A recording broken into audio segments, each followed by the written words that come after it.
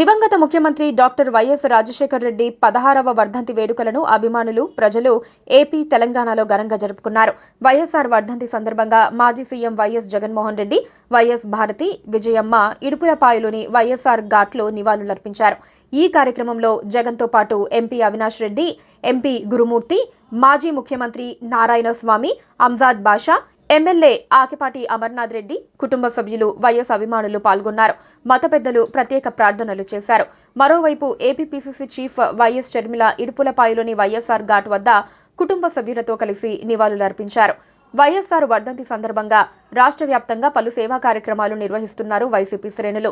తాడేపల్లిలోని వైసీపీ కేంద్ర కార్యాలయంలో ఆ పార్టీ స్టేట్ కోఆర్డినేటర్ సజ్జల రామకృష్ణారెడ్డి, ముఖ్య నేతలు పాల్గొననున్నారు. రాజమండ్రిలో పలు సేవా కార్యక్రమాలు ఏర్పాటు చేశారు. రాజమండ్రి సిటీ, రాజా నగరాలలో జరిగే రాజశేఖర్ రెడ్డి వర్ధంతి వేడుకల్లో మాజీ మంత్రి పెద్దిరెడ్డి రామచంద్రారెడ్డి పాల్గొంటారు. మాజీ ముఖ్యమంత్రి డాక్టర్ వైఎస్ రాజశేఖర్ రెడ్డి ఉమ్మడి ఆంధ్రప్రదేశ్ ప్రజలకు చేసిన సేవలు అమోఘమని కాంగ్రెస్ శ్రేణులు కొనియాడారు.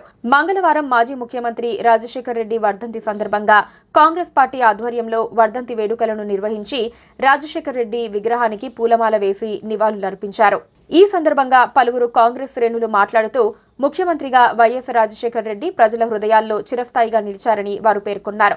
పేద విద్యార్థుల కోసం ఫీజు రియంబర్స్మెంట్, వైద్యం కోసం పేదలు ఇబ్బంది పడకుండా ఆరోగ్యశ్రీ పథకం, 108 వంటి పథకాలను ప్రవేశపెట్టి ప్రజలకు సేవలు అందించారని పలువురు కాంగ్రెస్ శ్రేణులు పేర్కొన్నారు. మరోవైపు ప్రజాభవన్లో కాంగ్రెస్ శ్రేణులు ఘనంగా నివాళులర్పించారు. ఈ సందర్భంగా రాష్ట్ర మంత్రి సీతక్క వైఎస్ఆర్ చిత్రపటానికి పూలమాల వేసి శ్రద్ధాంజలి ఘటించారు. ఈ కార్యక్రమంలో పలువురు ప్రజాప్రతినిధులు పాల్గొని వైఎస్ఆర్ ప్రజల పట్ల చూపిన అనురాగాన్ని గుర్తు చేసుకున్నారు. Please subscribe to KTV Telugu. KTV Telugu. KTV Telugu. KTV Telugu channel.